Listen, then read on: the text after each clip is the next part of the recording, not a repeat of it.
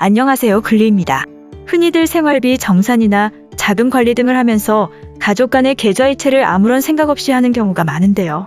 자칫하면 증여가 아님에도 억울하게 증여세를 내야 할 수도 있습니다. 예를 들어 아버지가 아들에게 생필품 구매를 부탁하면서 해당 비용을 계좌이체하는 경우 아들이 증여받은 것이라고 보기 어려운데요. 하지만 국세청은 가족 간 계좌이체는 우선적으로 증여로 간주하는 입장입니다. 자녀는 증여가 아니라 부모님께 생필품을 구입해달라고 받은 돈일 뿐이라고 주장하는데요.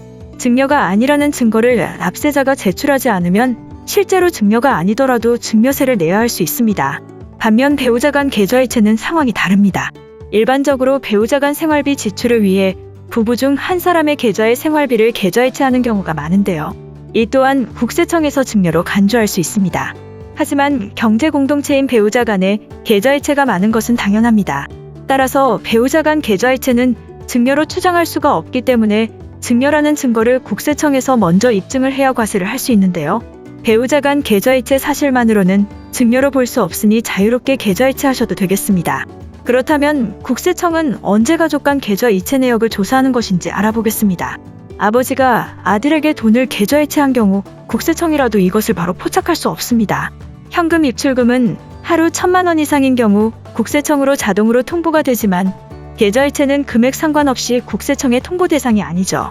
계좌이체는 주로 세무조사를 하면서 밝혀지게 되는데요. 세무조사에는 크게 3가지 조사가 있습니다. 첫 번째로 주식이나 부동산 취득 시 나오는 자금 출처 조사입니다.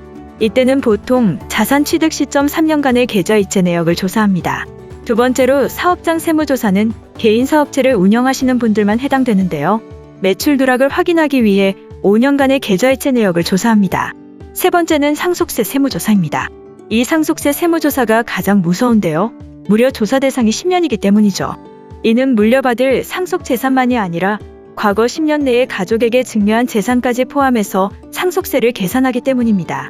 상속재산 20억 이상이면 상속세 세무조사 가능성이 매우 높은데 몇 년간 부동산 가격이 많이 올라서 부모님이 집 한 채만 소유하고 계셔도 나중에 상속세 세무조사를 받을 수도 있습니다.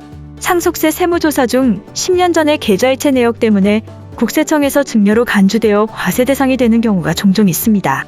이 경우 증거를 제출하지 못하면 상속세를 추가 납세해야 할 수 있습니다. 이럴 때를 대비하는 간단한 방법이 있는데요. 바로 계좌이체를 할 때 왜 이체를 한 것인지 이체 내용을 통장에 남기는 것입니다. 예를 들어 부모님 대신 생활비용 결제나 가전제품 구매 등을 대신한 것을 계좌이체 내용으로 증명한다면 이는 증여가 아니므로 억울하게 상속세를 더 내는 것을 방지할 수 있을 것입니다. 오늘은 가족 간의 계좌이체로 인하여 증여세를 내는 경우를 방지하는 법에 대하여 알아보았는데요.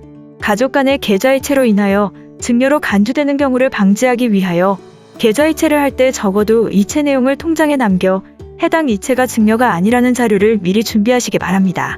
끝까지 시청해주셔서 감사합니다.